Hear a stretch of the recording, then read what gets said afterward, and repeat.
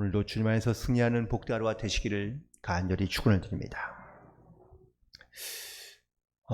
스포츠를 보면은 저는 스포츠를 되게 좋아하는데 제가 응원하거나 아니면 제가 좋아하는 팀을 열심히 응원하게 됩니다.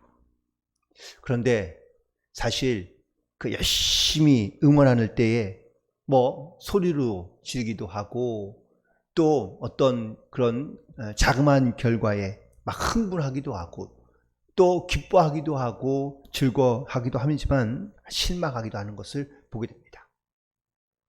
특별히 큰 축구 경기 중에는 한일전 같은 거를 보면 온 국민이 다 같이 월드컵 보면은 다 나와서 박수 치면서 응원도 하고 그러는데요. 그런데 이런 생각이 들 때가 종종 있습니다. 열심히 내가 응원했는데 내가 여기서 응원한다고 실제로 가서 보는 것도 아니고 아니면 경기장에 있는 것도 아닌데 아니 또 경기장에서 또 응원한다 할지라도 사실 내가 응원한다고 그 경기에 무슨 영향력을 과연 끼칠 수 있을까? 실제적으로 나는 열심히 응원하지만 그렇다고 내가 응원한다고 그 경기의 결과나 과정이 내 마음대로 뜻대로 바뀔 수 있나요? 사실은 그렇지는 않습니다. 사실 내가 열심히 응원하는 것은 그냥 경기의 내용과는 실제적인 경기에 영향을 줄 수 있는 것은 사실 아닙니다. 그저 연기를 보면서 혹은 단순히 내가 응원하며 어떤 용기를 북돋을 뿐이지 실질적으로 무슨 전략이라든지 아니면 선수들의 기술에 영향을 주는 것은 아니라는 것이죠. 물론 선수들이 경기가 끝나고 난 다음에는 와서 이렇게 공치사합니다. 팬들의 응원이 있었기 때문에 이길 수 있었다고. 근데 좀 더 엄밀하게 따져보자면 선수들이 갖고 있는 개인의 능력이라든지 아니면 전술에 의해서 훈련된 그런 과정에 의해서 사실 경기에 이겼다고 말할 수 있지 내가 열심히 응원하거나 팬들이 응원했다고 그 경기에서 이긴 것은 아니라는 것이죠. 하지만 많은 선수들이나 아니면 많은 사람들이 마치 경기에서 이기거나 승리하면 내가 응원해서 또 어떤 사람들이 꼭 이러더라고요. 내가 응원하면 반드시 이긴다라고 이렇게 말씀하시는 분도 있을 수 있는데 물론 그런 영향이 있긴 하지만 또 어떻게 보면은 전혀 그 응원과는 영향이 없다는 것을 느끼기도 합니다. 또 비슷한 이러한 어떠한 이야기로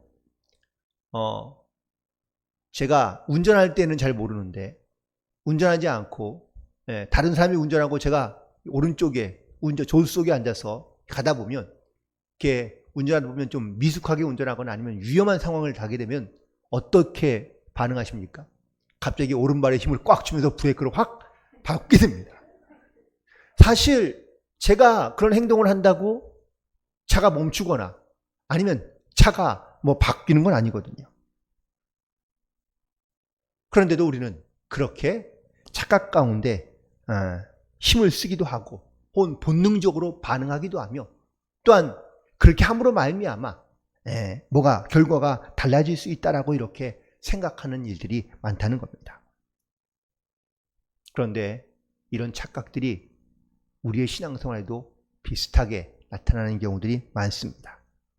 다시 말하면 내가 성경에 있는 말씀을 잘 지키며 열심히 살고 그리고 내가 정말 주님께서 주시는 그런 명령을 따라 열심히 살아가면 하나님이 기뻐하실 것이다 라고 이렇게 생각합니다. 그리고 악한 일을 하면 하나님은 분노하시며 또한 슬퍼하시고 그리고 또한 하나님이 이 나의 악함에 대하여 하나님께서 아주 민감하게 반응하신다고 생각하는 겁니다. 물론 이 말에 틀린 말은 전혀 없습니다. 우리의 행동에 하나님께서 기뻐하시기도 하시고 또한 분노하시기도 하시며 또한 그 일로 인하여 행복해 하시기도 하지만 하나님은 염려와 근심으로 우리 가운데 역사하시고 있는 것이 사실이기 때문에 또한 성경에 그렇게 기록되어져 있기 때문입니다. 그런데 사실 이 말은 절반은 맞고 절반은 틀리다고도 말할 수 있습니다. 성경을 보면 하나님은 사람의 행동에 대하여 아주 민감하게 반응하며 또한 영향을 받는 분으로 이렇게 우리에게 보여지고 있습니다. 사람들이 선한 일을 하고 또한 하나님이 기뻐하시는 일을 할 때 하나님은 함께 기뻐하시고 즐거워하십니다. 그런데 반대로 사람들이 하나님에 대하여 악을 행하며 하나님을 떠나 그리고 악한 이 죄악 가운데 있을 때 하나님은 애통해 하시고 슬퍼하시는 것을 볼 수 있습니다. 하지만 그렇다고 하나님이 우리의 모든 행위에 그렇게 이희일비 하시는 분인가요? 아니면 우리의 행동에 하나님께서 그렇게 매여 있는 분입니까? 그렇지는 않죠. 하나님은 오히려 이 세상을 창조하시고 또한 만물을 다스리시는 하나님이십니다. 우리의 말이나 혹은 또 우리의 생각이나 우리의 행동에 의해서 움직여지는 분도 아니고 또한 우리의 죄 때문에 매여 있는 분도 아니라는 겁니다. 어떨 때에는 참 하나님이 나와 함께 하시며 가까이 계신다고 느낄 때가 있습니다. 내가 기도하고 또한 내가 어려울 때 하나님께 기도하거나 또한 하나님께서 정말 내 모든 호흡마다 시간마다 나와 함께 하시는 하나님, 가까이 계시는 하나님에 대하여 우리가 느끼며 또한 감사할 때가 있는가 하면 또 어떨 때는 참 하나님이 너무 내 기도에 응답하지 않으시고 멀리 계시고 그래서 아무리 간구해도 기도해도 하나님께서 듣지 않는다고 이렇게 생각할 때가 많이 있습니다. 실제로 그렇게 내가 느껴지거나 생각하는 것처럼 어떨 땐 하나님이 가까이 계시고 어떤 하나님이 멀리 계시는 하나님이십니까? 그렇지 않잖아요. 늘 동일하시고 또 늘 언제나 그 자리에 계시는 하나님이시라고 우리가 고백은 하는데 그런데 우리가 느낄 때에는 우리가 생각할 때에는 어떨 때는 가까이 계시고 어떨 때는 멀리 계시는 하나님이시라고 생각한다는 겁니다. 오늘 욥이 그리고 또 욥과 세 친구들에게 대하여 책망하고 있는 이 엘리후가 바로 이렇게 말하고 있는 겁니다. 아니 이런 착각 가운데 빠져 있는 겁니다. 욥이 아마 이렇게 욥도 많은 우리가 욥기를 보면서 욥이 가지고 있는 생각 가운데 하나가 바로 이런 겁니다.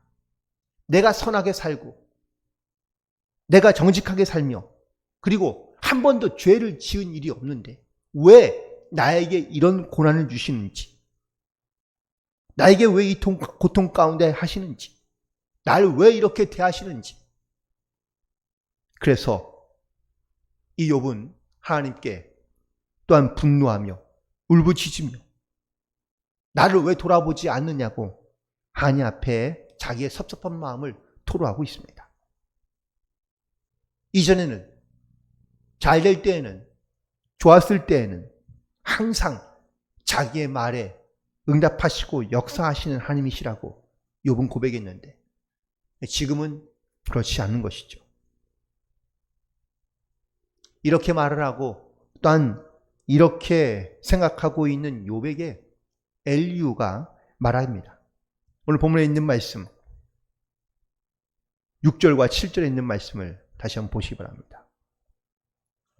그대가 범죄한들 하나님께 무슨 영향이 있겠으며 그대의 악행이 가득한들 하나님께 무슨 상관이 있겠으며 그대가 의로운들 하나님께서 무엇을 드리겠으며 그가 그대의 손에서 무엇을 받으시겠느냐.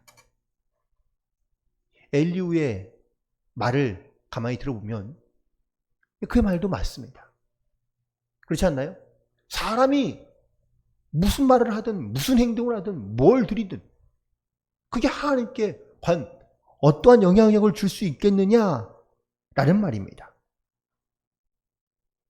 하나님은 사람에 의해서 혹은 또 사람이 드려지는 것에 의해서 사람의 말에 의해서 하나님이 움직이시는 분이 아니다라는 것이죠.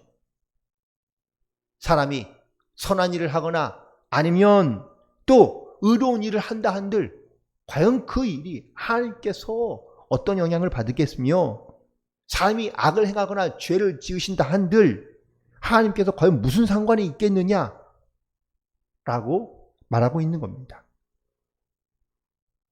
사실 둘 다 맞는 말이죠.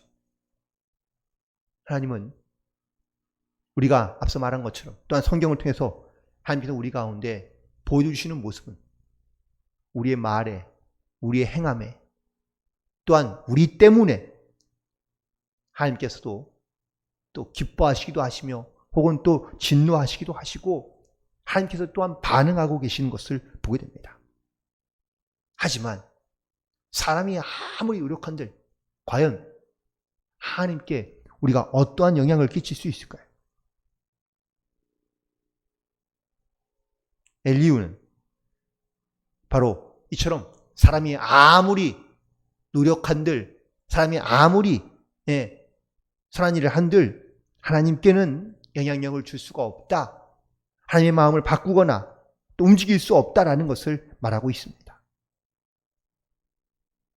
그런데 하나님은 이렇게 차갑거나 멀리 계시는 하나님만은 아닙니다. 하나님은 정말 우리의 모든 삶의 모습을 돌이켜보시며 우리가 하나님의 선한 길로 갈 수 있도록 우리 가운데 가까이에서 역사하시는 하나님이시다라는 사실인 것이죠. 왜냐하면 하나님은 세상을 또한 인생을 사랑하시기 때문이라는 겁니다. 우리를 사랑하시며 인간을 창조하시고 또 인간의 마음과 행위 깊이 관여하고 계시며 관심을 가지고 개입하시는 하나님이시다라는 겁니다. 사실 하나님이 세상 만물을 다 창조하시고 난 다음에 마지막에 사람을 만드셨습니다. 그런데 사람을 만드셨을 때에는 세상의 만물을 모든 만물을 창조하셨을 때에는 하나님께서 창조만 하시고 개입하지 않겠다라는 말씀이 아니라 당신이 만들어 놓은 모든 것에 대하여 하나님께서 개입하시고 또한 역사하시겠다라는 뜻이기도 합니다. 간단하게 예를 들어 여러분들 자녀를 우리가 얻게 되면 다시 자녀를 얻게 된 순간부터 그 자녀가 주는 그 기쁨, 그 행복감이 사실은 무척이나 큽니다. 무엇과도 비교할 수 없는 큰 행복이 있습니다. 그런데 또 반대로 이 자녀 때문에 늘 걱정거리고 근심거리가 많습니다. 아마 무덤에 가는 날까지 늘 자식은 나에게 기쁨이며 행복이지만 동시에 염려이고 근심거리기도 합니다. 신경을 쓰지 않는다고 말하지만 정말 신경이 안 쓰이나요? 아니지 않습니까? 계속해서 신경이 쓰이고 마음이 가고 또 기쁜 일이 있으면 정말 나도 기뻐하고 즐거워하지만 힘들거나 어려운 일이 있으면 함께 고통스러워하며 그리고 힘들고 신경이 늘 쓰이는 것처럼 말입니다. 하나님이 우리를 당신의 형상대로 창조하셨다고 말씀하십니다. 그리고 우리의 모든 일에 하나님께서는 개입하시고 역사하시는 하나님이시라는 사실입니다. 하나님은 창조 이래로 지금까지 인간의 모든 이런 일에 대하여 개입하시고 역사하시며 함께 하셨습니다. 그리고 하나님은 인간이 모든 짓는 죄에 대하여 하나님은 근심하시며 걱정하시며 염려하십니다. 결국 그 염려와 근심을 없게 하기 위하여 그래서 자기의 독생자인 예수를 이 땅 가운데 보내시고 사람들의 모든 죄를 다 도말하신 겁니다. 깨끗게 하신 것이죠. 하나님은 멀리 있는 하나님이 아니라 가까이 있는 하나님이라고 말씀하고 계시는 겁니다. 그런데 많은 사람들은 이런 착각 가운데 살아갑니다. 내가 열심히 하면, 내가 명령을 잘 지키면, 그러면 나의 이런 선한 행위와 또한 선한 어떤 이러한 모습으로 인하여 하나님이 기뻐하실 것이다. 또 어떤 경우에는 하나님은 전혀 나와 상관없는 하나님이고 나는 멀리 계셔서 나의 모든 말과 행동이나 또한 모든 것에 대해서 하나님은 전혀 신경 쓰지 않는 분이다. 이처럼 하나님은 우리와 상관없는 분처럼 생각하며 살아가는 경우도 많다는 겁니다. 하지만 하나님은 결코 우리를 방관하거나 방치하시는 하나님이 아닙니다. 하나님은 우리 삶 가운데 깊숙이 들어오셔서 내 행위에 하나님께서 어떤 영향을 받는 분은 아니지만, 하지만 그 행위 가운데 하나님께서 주시는 마음과 관심은 우리의 모든 작은 신음소리 하나까지도 들으시고 응답하시는 하나님이라고 말씀하고 있는 겁니다. 그러므로 우리는 반드시 기억하며 살아가야 됩니다.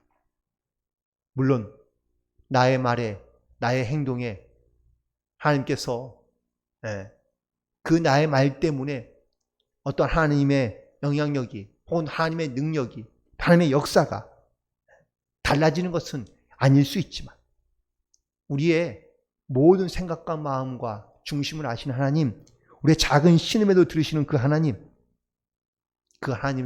늘 나와 함께 하시며 가까이 계시고 또한 도우시고 역사하신다는 이 사실을 반드시 기억하고, 그리고 주님께 날마다 가까이 나아가며 또한 주님과 함께하는 삶이 되기를 간절히 소망합니다. 오늘도 우리에게 역사하시는 하나님, 우리의 음성을 들으시고 응답하시는 하나님, 때로는 내 행위나 또한 내 모습 때문에 여전히 탄식하며 근심하는 마음으로 기도하고 계시는 성령님 계심을 반드시 기억하고, 그리고 그 주님과 항상 동행하며 또한 기뻐함으로, 감사함으로 하나님께 영광을 돌리며 나아가는 우리 모두가 되기를 주님의 이름으로 간절히 축원을 드립니다. 기도하시겠습니다.